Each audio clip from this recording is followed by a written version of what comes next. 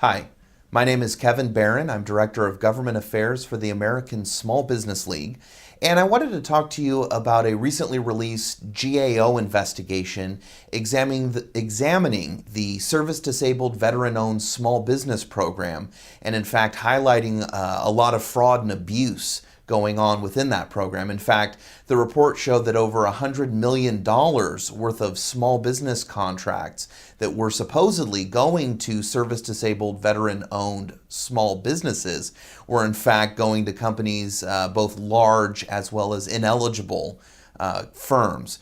This recent GAO investigation is the next in a long line of federal investigations going all the way back to 2002. In fact, there have been over 24 federal investigations showing rampant fraud, abuse, loopholes, and a basic lack of oversight in these small business contracting programs. In fact, the House Small Business Committee held a hearing when this GAO report was released, and that was one of the biggest issues that was highlighted at this hearing when they were talking with SBA Administrator Karen Mills, is the fact that there is this continual lack of oversight going on within these programs where the SBA essentially is not performing its job in ensuring that these contracts are going to the businesses that they're supposed to be going to. Report 515, released by the SBA Inspector General several years ago, stated that one of the most important problems facing the Small Business Administration and the entire federal government today is that large companies are getting small business contracts. Agencies are getting credit for those contracts.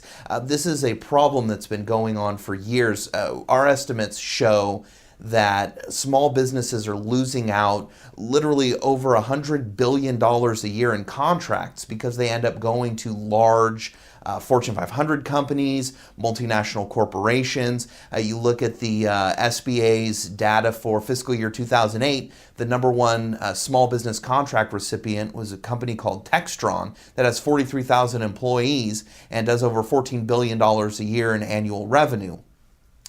Back in February of 2008, President Obama recognized the gravity of this situation. He issued the statement that it's time to end the diversion of small business contracts to corporate giants. Unfortunately, he has not kept that promise thus far, and in fact doesn't even talk about it anymore. And what we need is President Obama to hold to that campaign promise. In fact, there's a bill in the House of Representatives right now. It's H.R. 2568, the Fairness and Transparency in Contracting Act. This legislation will close down some of these loopholes that exist and bring that $100 billion a year in small business contracts back into the hands of our small businesses and the middle class economy. That is exactly what needs to happen, and that is exactly where President Obama should be pushing, but unfortunately he isn't.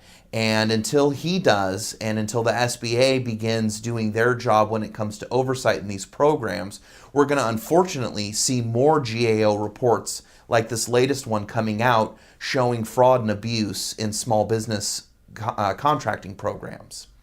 My name is Kevin Barron. I'm the Director of Government Affairs for the American Small Business League. Thank you.